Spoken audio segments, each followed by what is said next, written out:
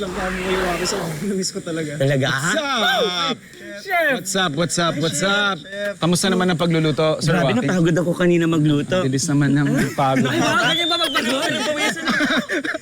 Pinapatakan po kami, chef eh. Kaya nga kailangan natin partneran yan. Kasi kayong dalawa magluluto, may baby tayo ngayon na kailangang ipagluto, di ba? Family.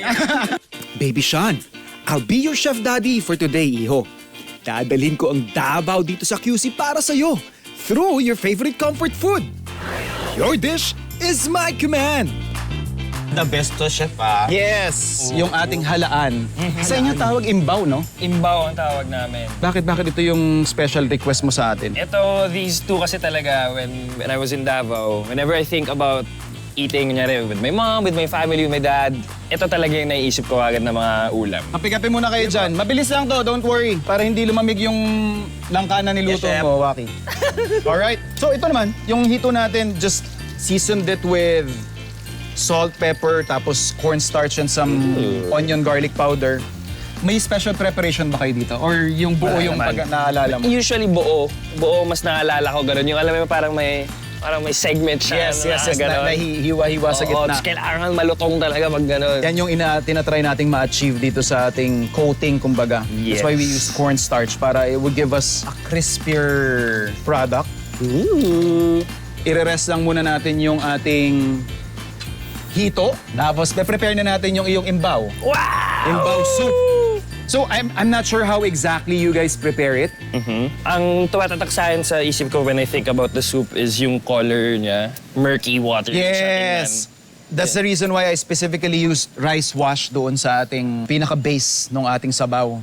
Para it will give you that sense of medyo thick ng kaunti. Yeah, Tapos, hindi clear soup yung kalalabasan. Tip lang din sa mga food explorers natin. Normally kasi, pag ganitong kagaya ng clams na sobrang bilis maluto, I want the base or the soup kung saan ko sila isa-submerge to have a full flavor muna. So yan yung reason kung bakit yung ating stock, nilagay ko na lahat. So nilagay ko na yung ating luya, kamatis, tsaka yung ating bawang para pag nilapag natin yung ating clams, not only magbibigay siya ng flavor, may isasak din siya, may isosoak din siya na masarap na flavor na. So we'll just simmer this and then saka natin ilalagay yung ating clams later on. Exciting! Waki! Alin! Amoy nyo to ah. Hindi pa luto ah. Dito, wag kayo maya. Oh. Hindi, I mean, Yes, yan pa lang ah. ko agad. So, bawang, kamatis, tsaka tanglad pa lang yan. Yeah. Luya, of course. Season lang natin ng patis. Pero pag gantong halaan, lalo na kapag tubig alat, medyo alalay lang kayo ng seasoning kasi meron siyang taglay na alat. Ano muna yan? Ito yung talbos ng sili. Talbos ng sili. Sometimes, tatanggalin natin yan kasi hindi talaga siya, well, it's edible-ish.